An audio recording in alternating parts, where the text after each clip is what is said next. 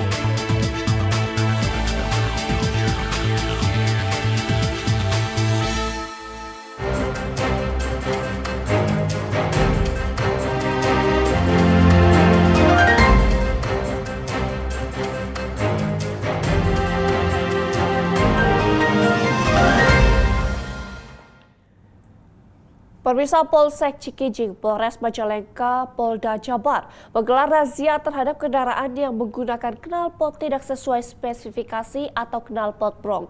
Razia berlangsung di depan Mako Polsek Cikijing pada Sabtu dan dipimpin oleh Kapolsek Cikijing, AKP Asep Rusmawan.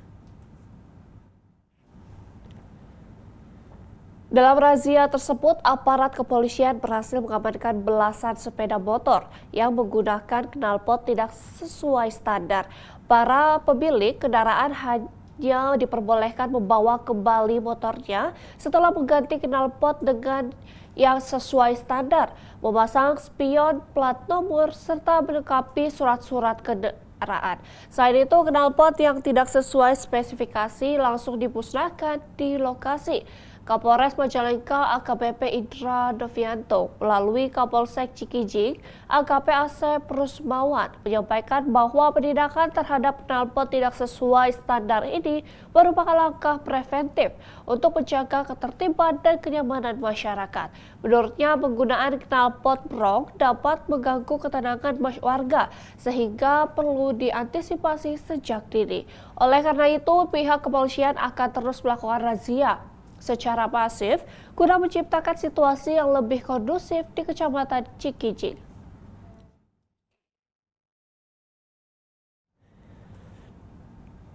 Pemirsa, Polres Waropen, Polda Papua melakukan pengungkapan tindak pidana pencurian kendaraan bermotor di Mapolres Waropen, Papua.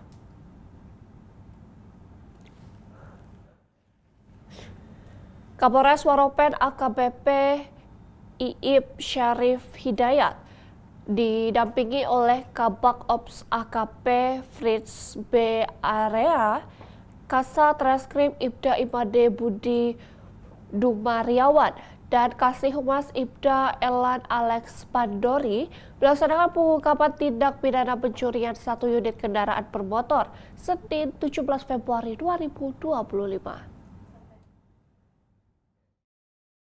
Dan pencurian sebagaimana dimaksud dalam pasal 362 KUHP pidana.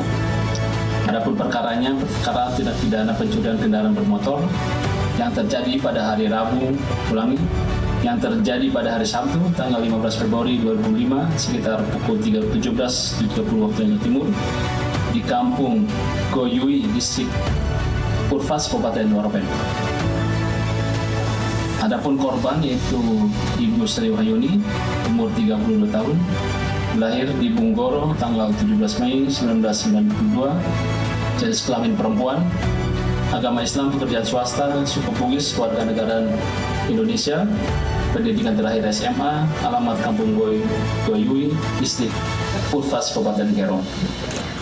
Adapun modus operandi dari pelaku yaitu dalam melakukan tindak pidana pencurian tersebut dengan cara mengambil 1 unit motor Honda Scoopy yang saat itu terparkir di halaman, kemudian pelaku membawa motor tersebut ke arah Waren, Kabupaten Waropen. Adapun saksi-saksi yaitu Ibu Siti Nurhamidah Syam, lahir di Pangkep tanggal 23 Desember 1995, umur 30 tahun, perempuan, pekerja swasta, agama Islam, kewarganegaraan Indonesia, S1 Farmasi, alamat kampung Koyui, distrik Urfas, Kabupaten Waropen. Adapun tersangka yaitu nama Israel Radit Wayangkau, laki-laki, tepat tanggal lahir Serui 18 April 2008, pekerjaan Pemirsa, kepolisian daerah Riau berhasil mengungkap jaringan narkoba internasional dengan menyita barang bukti berupa 87,68 kg sabu dan 51.882 butir pil ekstasi. Pengungkapan kasus ini diekspor dalam konferensi pers yang dipimpin langsung oleh Kapolda Riau, Irjen Pol Muhammad Iqbal pada Selasa lalu. Assalamualaikum warahmatullahi wabarakatuh. Selamat siang Sobat Polri, dapat kami laporkan saat ini Kapolda Riau Irjen Pol Muhammad Iqbal SIK MH memimpin langsung kegiatan konferensi pers pengungkapan narkotika jaringan internasional dengan barang bukti jenis sabu sebanyak 87,68 kilo dan pil ekstasi sebanyak 51.882 butir. Berikut laporan selengkapnya.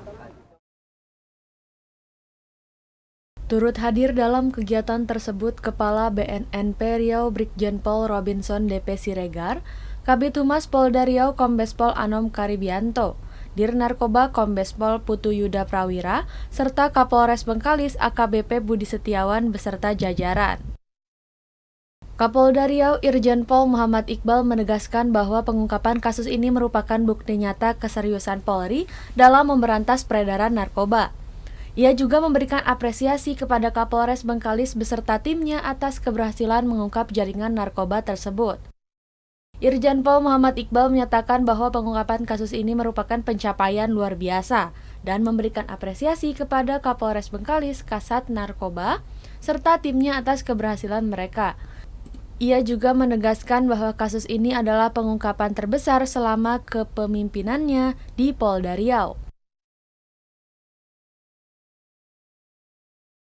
Dalam 1 bulan selama 3 tahun lebih saya di sini, tiada bulan tanpa pengungkapan. Dan pengungkapannya sangat luar biasa. Silakan jejak digital teman-teman sudah tahu. Artinya kami akan selalu bekerja keras untuk menyelamatkan generasi-generasi penerus bangsa ini dari barang-barang haram ini.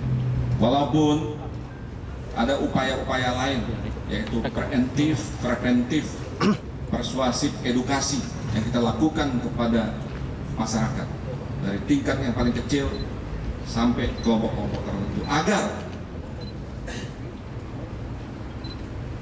tidak gampang diracun. Selain itu, ia menjelaskan bahwa sindikat yang ditangkap merupakan jaringan internasional. Tim di lapangan berhasil membongkar operasi mereka dengan teknik profesional serta melibatkan berbagai pihak terkait. Pengungkapan kasus ini bermula dari penangkapan 2 tersangka penyelundup narkoba, JM alias BO 35 tahun dan IF alias IN 21 tahun pada Rabu di perairan Pantai Sepahat, Kecamatan Bandar Laksmana, Kabupaten Bengkalis. Dalam proses penangkapan, petugas sempat terlibat aksi kejar-kejaran di laut dengan para pelaku yang menggunakan speedboat berkecepatan tinggi dalam upaya menyelundupkan narkoba ke wilayah Riau. Keberhasilan ini semakin mempertegas komitmen Polda Riau dalam memerangi peredaran narkoba, khususnya di jalur perairan yang kerap dimanfaatkan oleh jaringan internasional.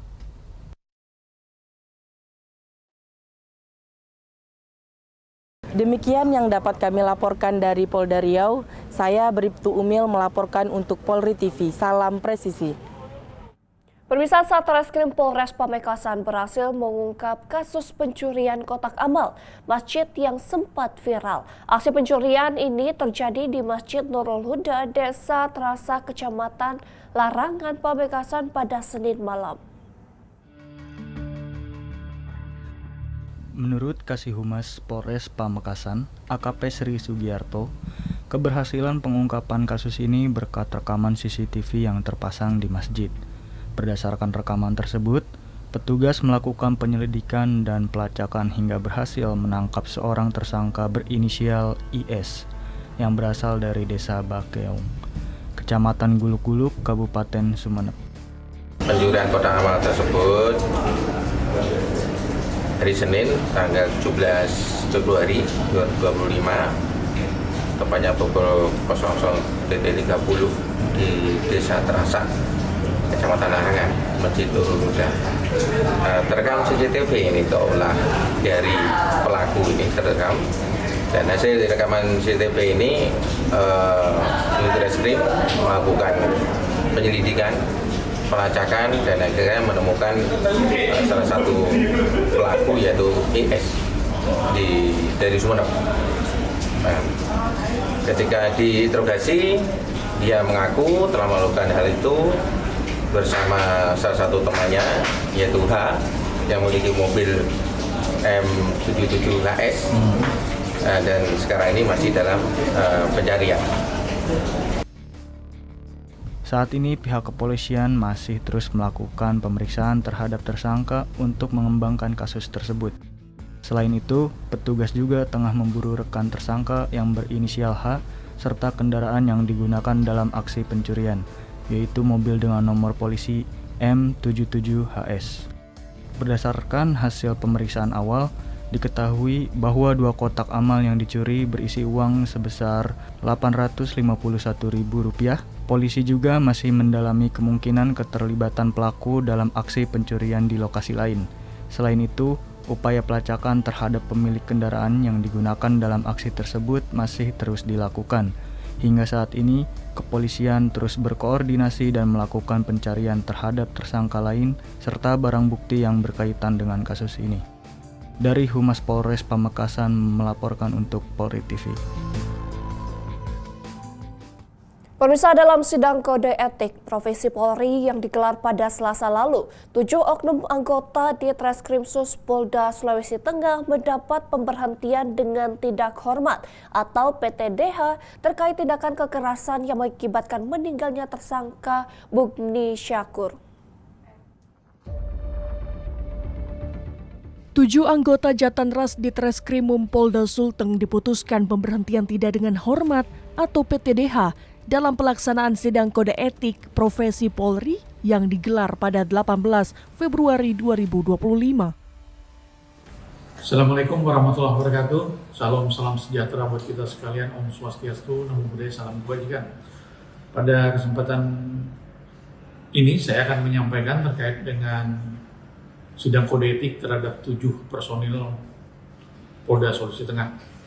Polda Sulawesi Tengah pada hari Selasa tanggal 18 Februari 2025 pukul 9.00 WITA sampai dengan pukul 17.00 WITA telah menggelar sidang kode etik profesi Polri di ruang sidang di Propam Polda Sulawesi Tengah terhadap terduga 7 pelanggar anggota Ditreskrimum Polda Sulawesi Tengah. Kombes Pol Joko Winartono mengatakan 7 personel tersebut diduga telah melakukan tindak kekerasan saat mengamankan pelaku pencurian ponsel yaitu Mukni Syakur. Mukni Syakur diamankan oleh 7 personel ini pada 12 November 2023, namun meninggal pada 14 November 2023. Ketujuh anggota Ditreskrimum Polda Sulteng pun dijatuhi sanksi PTDH. Mereka diduga telah melakukan tindak kekerasan terhadap saudara Muhammad Mukni Syakur pada tanggal 13 November 2023 dan meninggal dunia pada tanggal 14 November 2023 yang ditangkap dikarenakan diduga melakukan tindak pidana pencurian. Ketujuh oknum Ditreskrimum Polda Sulawesi Tengah masing-masing berinisial Bribka M.A.R.H, Bribka R.M, Bribka H, Bribka A.A.T, Brikpol A.E, Brikpol M.A.W, dan Bribtu Y.A.P. Kabid Humas Polda Sulawesi Tengah, Kombes Pol Joko Winartono, mengatakan selain dijatuhi hukuman pemberhentian tidak dengan hormat, mereka diajukan ke peradilan umum yang berkas perkaranya masih dalam tahap pertama di Kejaksaan Tinggi Sulawesi Tengah walaupun masih ada perbaikan. Dalam pelaksanaan sidang kode etik, ketujuh terduga pelanggar telah dijatuhkan hukuman berupa pemberhentian dengan tidak hormat sebagai anggota Polri. Selain itu juga mereka akan diproses untuk diperhadapkan dalam peradilan umum yang mana berkas perkaranya masih dalam tahap penyidikan oleh Ditreskrim Polda Sulawesi Tengah. Polda Sulawesi Tengah menyampaikan permintaan maaf dan berupaya maksimal dalam menuntaskan kasus yang mengakibatkan Mukni Syakur meninggal dunia. Dari Humas Polda Sulawesi Tengah melaporkan untuk Polri TV. Pemirsa, Polres Sumba Barat, Polda Nusa Tenggara Timur menggelar pengungkapan kasus pembunuhan yang didasari oleh kasus penjamretan. Pelaku diduga membunuh korban saat melakukan perlawanan. Polres Sumba Barat resmi menetapkan JUA 18 tahun sebagai tersangka tunggal dalam kasus pembunuhan EY 51 tahun. Kapolres Sumba Barat AKBP Hendra Dorizen dalam konferensi pers didampingi oleh Wakapolres Kompol Made Mudana dan Kasat Reskrim Ibtu Gede Santoso menjelaskan bahwa berdasarkan hasil penyidikan, tersangka bertindak seorang diri dalam kasus pembunuhan tersebut.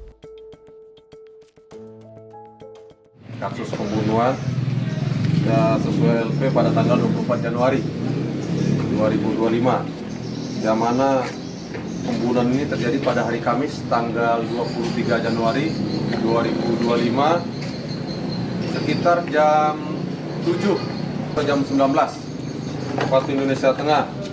Itu bertempat di Jalan Pukaniki, Kampung Kalembuke, Desa Lingulango, Kecamatan Tanariu, Kabupaten Sumba Barat. Jadi alhamdulillah dari hasil penyelidikan, pemeriksaan saksi, olah TKP, akhirnya bisa kami kembangkan dan kami amankan satu tersangka dengan inisial JUA. Ini tersangka ini kami amankan kolaborasi dengan Polres Sumba Timur. Kita saling komunikasi dan yang bersangkutan kita amankan di Sumba Timur. Sumba Timur langsung kita naik sidik dan kita penyidikan berlanjut sehingga kita tetapkan jadi tersangka dan ada beberapa barang bukti yang kita amankan, yaitu ada pecahan uang, ini pecahan uang milik korban sejumlah 283.000. Ini ada handphone milik korban yang kita temukan di TKP. Ada handphone. Nah, ini ada barang bukti pisau. Pisau ini yang digunakan oleh pelaku untuk menusuk korban sehingga korban meninggal dunia. Pemirsa, seorang pria berinisial SK berhasil diamankan oleh Satreskrim Polres Pelabuhan Tanjung Priok. Ia terlibat dalam kasus pelecehan seksual terhadap anak di bawah umur. Pria berinisial SK telah diamankan oleh Satreskrim Polres Pelabuhan Tanjung Priok. Ia terlibat dalam kasus pelecehan seksual terhadap anak di bawah umur. Kasus ini terjadi di Jalan Pelabuhan Kalibaru, Jakarta Utara. Kapolres Pelabuhan Tanjung Priok AKBP Bartuasa Tobing mengatakan kasus pelecehan seksual terhadap korban di bawah umur terungkap dari cerita ibu korban. Pelaku mengiming-imingi korban dengan uang jajan. Atas perbuatannya, pelaku SK dijerat Undang-Undang Perlindungan Anak dan terancam hukuman 15 tahun penjara serta dikebiri sesuai peraturan pemerintah nomor 70 tahun 2020.